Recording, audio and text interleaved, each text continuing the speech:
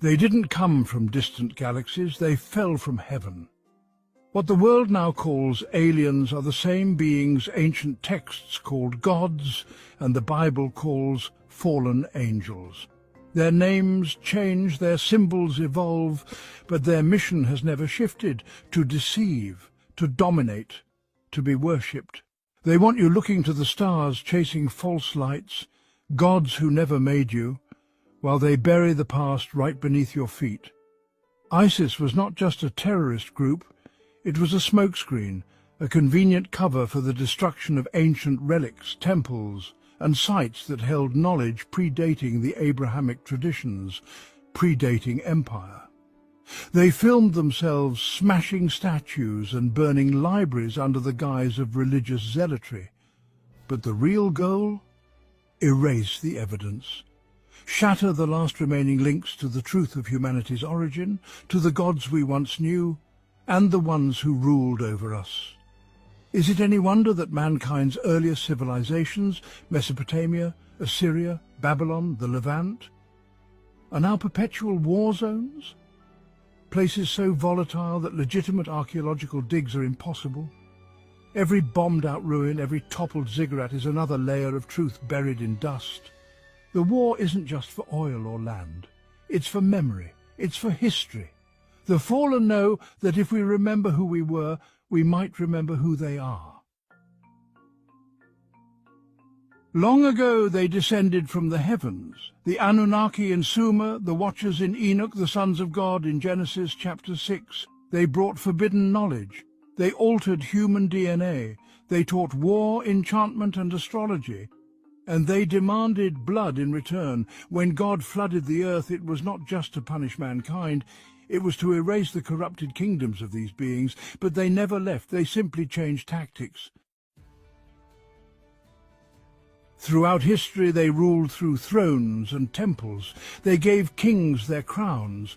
They built religions in their image, and their most enduring stronghold, the Catholic Church, a system cloaked in holiness, yet filled with the architecture and rites of Babylon.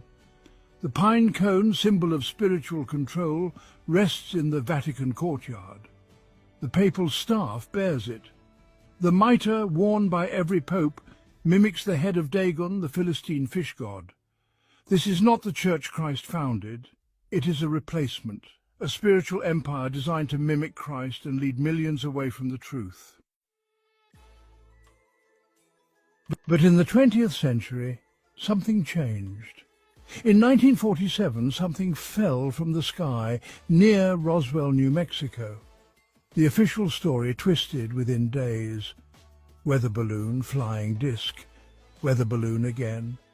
Behind the scenes, the truth was locked down, and a secret group was formed, Majestic 12.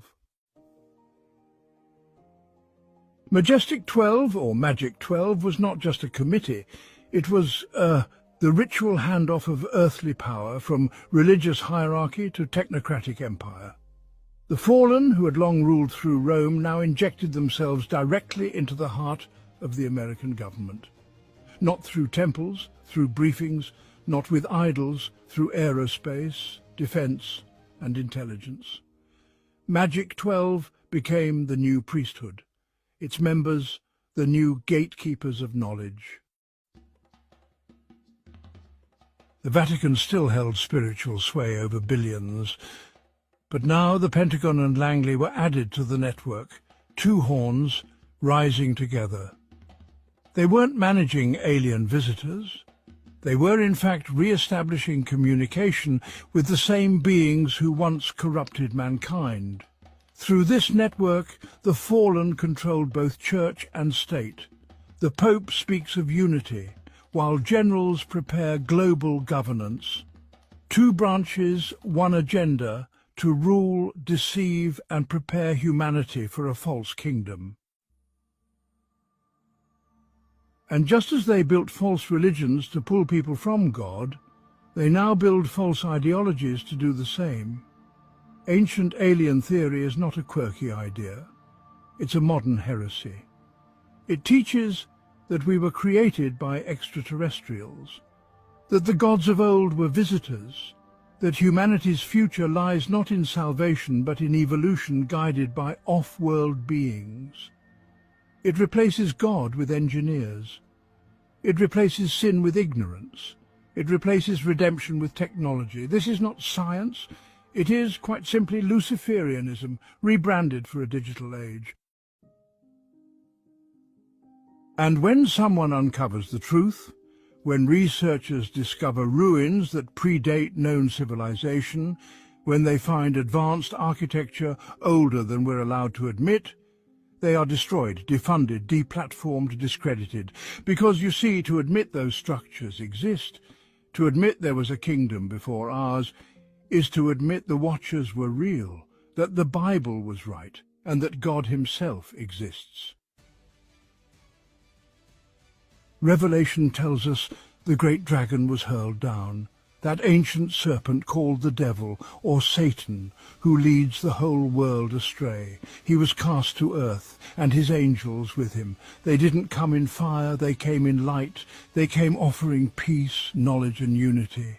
They came to be worshipped again. Today they rule through governments and churches, ideologies and entertainment, technology and ritual. They no longer need to be seen, only obeyed. The deception was never about green men in space. It was about taking worship from the Most High and redirecting it to the fallen. They don't want to invade, they want to be welcomed, and for most of the world, they already have been.